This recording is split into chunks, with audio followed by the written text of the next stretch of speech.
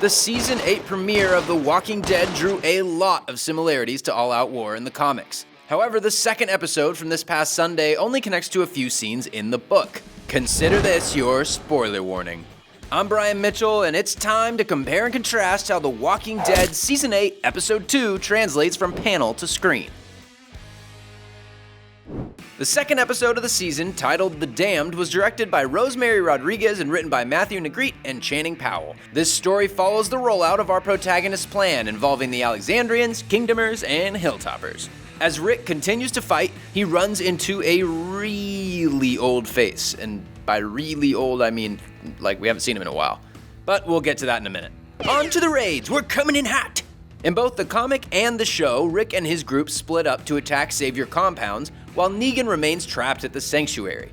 In Volume 20 of the comics, the group splits up and attacks the various Savior outposts. In the show, the group separates as well, but with some key differences.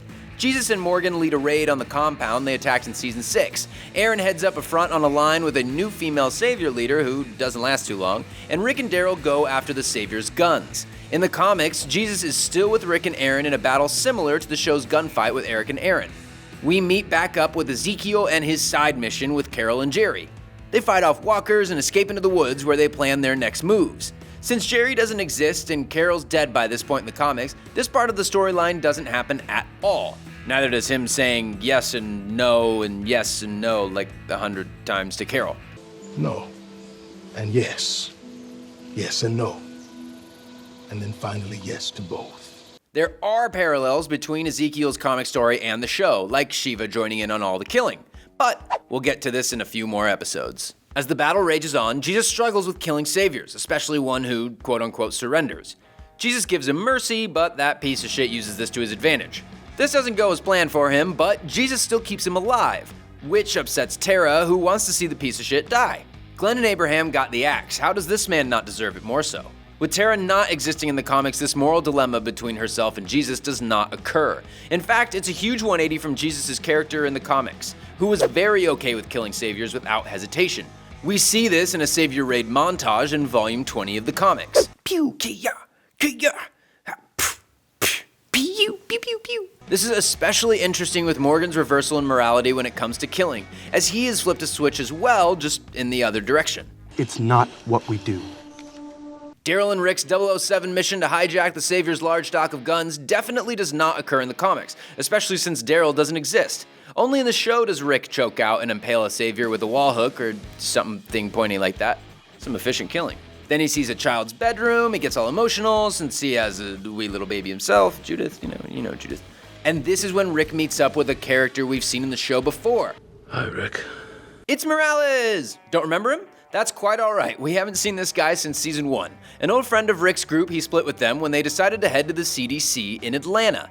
Now we meet our old friend, but on the wrong side of enemy lines. Morales does not exist in the comics, so this development only pertains to the show. We'll see moving forward if he has a larger role to play in the fight between the Saviors and the other communities. And on to the main development from the second episode, and the largest parallel between the two mediums. What happens to Eric? In issue number 118 of the comics, Eric is shot in the head during a Savior raid and dies instantaneously. Pew, pew, pew, pew. Just like that, he's dead. In the show, he gets clipped in the stomach, but is still alive. He's not dead yet, at least.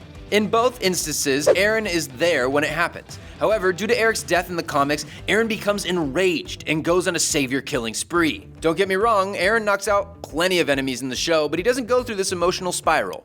The bulk of the episode draws little to no comparison to the source material. As mentioned previously, Darrell, Tara, Jerry, and Morales don't even exist in the comics. So those storylines, along with the one with the baby, the PP Pan Savior, the outpost with a female leader, Nom nom nom. They're exclusive to the show.